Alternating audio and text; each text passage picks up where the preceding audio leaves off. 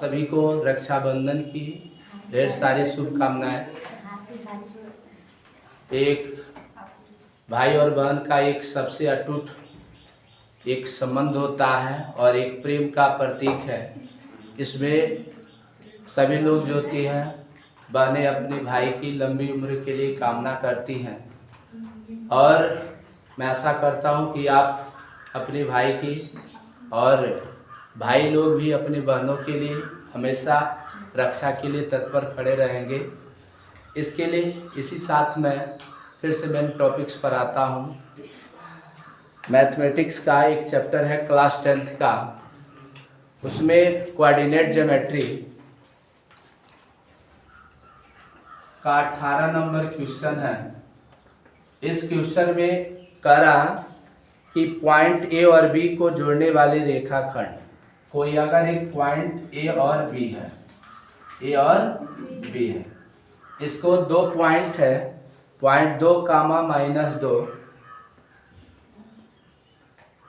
और बी के स्थान पर दिया है 3 कामा -7। इसका रहा कि एक रेखा है 2x, लाइन का इक्वेशन है 2x + y - 4 = 0। इसमें कोई एक पॉइंट ऐसा मानो C जो इस रेखाखंड को M1 और M2 इस रेखा का समीकरण दे दिया है और कह रहा कि M1 और M2 का मान ज्ञात कीजिए। तो सबसे पहले x a है और ये क्या है, y है। तो x बराबर क्या फार्मूला पढ़े हो, m1x2 + m2x1 अपान m1 + m2 होता है। m1 और यहाँ पर देखो x2 इसको कहते हैं और x1 इसको कहेंगे। तो इसमें अगर लिखना हो तो x1 बराबर 2 लिख लो और y1 बराबर -2, x2 बराबर 3 और y2 बराबर 7 होगा। x2 के स्थान पर 3 लिखेंगे, m2 गुणा x1 के स्थान पर 2 अब बट्टा m1 + m2, ठीक है ना। एट लिखो, फिर y = क्या लिखोगे, m1 y2 प्लस क्या लिखोगे, m2 y1 अपान m1 + m2। m1 रहने दीजिए, y2 का मान कितना है 7, m2 y1 के स्थान पर -2 अपान m1 + m2। ये जहाँ x है और वहाँ और y है वहाँ ये वैल्यू पुट कर दीजिए, ठीक है ना। तो यहाँ पर समीकरण 1 से लिखोगे फ्रॉम इक्वेशन फर्स्ट लिखेंगे 2 into x के स्थान पर क्या है 3m1 प्लस 2m2 अपान m1 + m2 प्लस y के स्थान पर क्या पुट करेंगे 7m1 - 2m2 m1 + m2। ये माइनस में है, इधर आएगा, ये प्लस में 4 हो जाएगा ना। ये दोनों में आप देखिए इसका मल्टीप्लाई कर दो, दोनों का एलसीएम सेम है कि नहीं है, 3 दूना ये 6 होगा m1 प्लस 2 दूना 4m2 अपान m1 + m2 प्लस अगर दोनों का एलसीएम अगर एक लिख ले m1 + m2 तो यहाँ पर केवल क्या होगा 7m1 - 2m2 = 4 होगा। अब देखिए यहाँ पर m1 को m1 से ऐड कर दो और m2 को m2 से, तो क्या होगा 7 और 6 कितना होगा 13m1 प्लस 4m2 में से 2m2 चला जाएगा 2m2, इधर आएगा तो 4m1 + m2, ये हो जाएगा 13m1 + 2m2 4m1 + 4m2। m1 को m1 के पास कर दीजिए तो 13m1 - 4m1 होगा, m2 को m2 के पास कर लो 4m2 - 2m2 तो 13 में से 4 चला जाएगा तो कितना होगा 9m1। 4 में से 2 चला जाएगा तो 2m2। तो m2 को इधर भेज दीजिए तो m1 अपान m2 इंटू में इधर आएगा तो डिवाइड में m1 रेशियो m2 2 रेशियो क्या आ जाएगा 9 होगा। ये आपका करेक्ट आंसर हो जाएगा। m1 और m2 का अनुपात पूछा है, ठीक है ना। इसी तरह 19 और 20 नंबर भी क्वेश्चन है। आइए एक नया हेडिंग आपको पढ़ाने चल रहा है, त्रिभुज का क्षेत्रफल निकालने के लिए, ठीक है ना। Area of triangle, area triangle, त्रिभुज का क्षेत्रफल। त्रिभुज का क्षेत्रफल कैसे निकाला जाता है, कई फार्मूले होते हैं, ठीक है ना जी। पहला फार्मूला, अगर एक त्रिभुज का बेस दिया हो और हाइट दिया हो, ठीक है ना, बेस दिया हो और हाइट दिया हो, तो area of triangle equal to पड़े 1/2 अब base into height. Base into क्या होता है हाइट हो जाएगा। दूसरा नंबर क्वेश्चन होगा, ठीक है ना, अगर ये तीनों साइड इक्वल है, ए है बी है और ए सी है, ये भी ये है ये भी ये है, तीनों साइड अगर इक्वल हो तो इस ट्रायंगल का एरिया इक्विलैटरल ट्रायंगल होता है। एरिया ट्रायंगल की एरिया हो गया √3/4 इंटू ए स्क्वायर, मतलब तीनों साइड अगर बराबर हो तो ये सूत्र होता है। और इसके लिए अगर ऊंचाई ज्ञात करना है h, तो h इक्वल टू ये याद रखे रहना √3/2 इंटू ए होगा। एक जगह इस सूत्र का प्रयोग करा होगा, आपको जब मेंसुरेशन पढ़ाएंगे तब वहां पे इस सूत्र का प्रयोग होगा। अगर त्रिभुज का,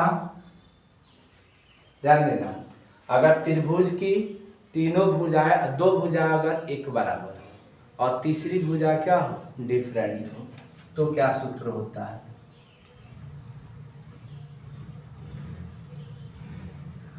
अगर मान लो ए है बी और ए सी, ए इक्वल है और तीसरा भुजा क्या है डिफरेंट है, ठीक है ना। तो इसके लिए त्रिभुज का एरिया क्या होता है, एरिया ट्रायंगल इक्वल टू याद रखे रहना b/4 होता है √में 4a² माइनस b²। कभी भी एरिया स्क्वायर यूनिट में मेजर की जाती है, इसका भी एरिया निकालना है तो स्क्वायर यूनिट लिखिएगा, स्क्वायर यूनिट, मतलब अगर सेंटीमीटर में होगा तो स्क्वायर सेंटीमीटर लिखेंगे, अगर मीटर में रहेगा तो स्क्वायर मीटर लिखेंगे, मिलीमीटर में रहेगा तो स्क्वायर मिलीमीटर। ये तीसरा हो गया। चौथा नंबर क्या होगा, यदि किसी त्रिभुज की तीनों साइड अगर डिफरेंट हो तो वह आपको पढ़े हो गया आइसोस्केलेटल ट्रायंगल होता है, विषम बाहु त्रिभुज होता है। कौन सा त्रिभुज, अगर तीनों अलग अलग साइड की, मान लीजिए ये आप ये है और ये क्या है बी है और ये सी है, तो देखो कोण के सामने की भुजा होती है, मतलब कोण ए के सामने की भुजा ए कहलाएगी, कोण बी के सामने की भुजा बी होती है, कोण सी के सामने की भुजा सी होती है, ठीक है ना। तो ये बताओ तीनों साइड अगर डिफरेंट लंबाई के हो, अलग अलग लंबाई के, उसका एरिया निकालना होगा, तो इसके लिए आपको यस निकालना पड़ता है, हाफ पेरीमीटर, हाफ पेरीमीटर, अर्ध परिमाप, अर्ध परिमाप, इसको यस से डिनोट करते हैं, a+b+c/2। जब यस निकल जाता है तो हेरोन्स फार्मूला लगाते हैं, हीरो का सूत्र है हेरोन्स फार्मूला, 9th में आप लोग पढ़े होंगे। क्या होता है, एरिया ऑफ ट्रायंगल का एरिया होता है रूट में yes, s minus A, s minus B, s minus C, ये होता है हेरोन्स फार्मूला। एक, लेकिन एक को ही इसमें नहीं पढ़ना है, ठीक है ना। केवल आपको पढ़ना है कि अगर त्रिभुज के तीनों शीर्ष, 3 शीर्ष दिए गए हो, ठीक है ना, वर्टेक्स दिए गए हो और वर्टेक्स का कोऑर्डिनेट दिया गया हो, निर्देशांक दिया गया हो, तो उसकी एरिया क्या होगी, ठीक है ना। पांचवा कंडीशन, जब 3 ए है, बी है और ए सी है, तो x1 a y1 होगा, x2 a y2 होगा और ये x3 और y3, तीनों वर्टेक्स दिए गए हो, ठीक है ना। 3 वर्टेक्स जब दिए गए हो तो इसकी एरिया कैसे निकाली जाएगी? एरिया ऑफ ट्रायंगल का याद रखे रहना, 1/2 तो लगाते ही हैं। जब x1 लेंगे तो ये y2 में से y3 घटाते हैं, y2 माइनस y3 प्लस, अगर x2 लेते हैं तो y3 में से ये छोड़कर जो लेंगे उस अगले वाले में से फर्स्ट वाले के y की वैल्यू घटाते हैं, y3 minus y1 plus x3 लेंगे तो y1 में से y2 घटाएंगे। ये सूत्र होता है किसका? त्रिभुज का क्षेत्रफल निकालने का, ठीक है। अथवा इतना भारी लग रहा हो तो इसको याद करने का तरीका, एरिया ऑफ ट्रायंगल 1/2 कर दो, एक कोष्ठ में X Y plus X Y plus X Y का, और माइनस करके Y X plus Y X plus Y X, बड़ा कोष्ठक लगा। इसका कोड याद कर लीजिए, 12 23 31। क्या याद कर लीजिए? 12 23 31। तो 12 23 यहाँ पर 31, x3 y1 लिखिए।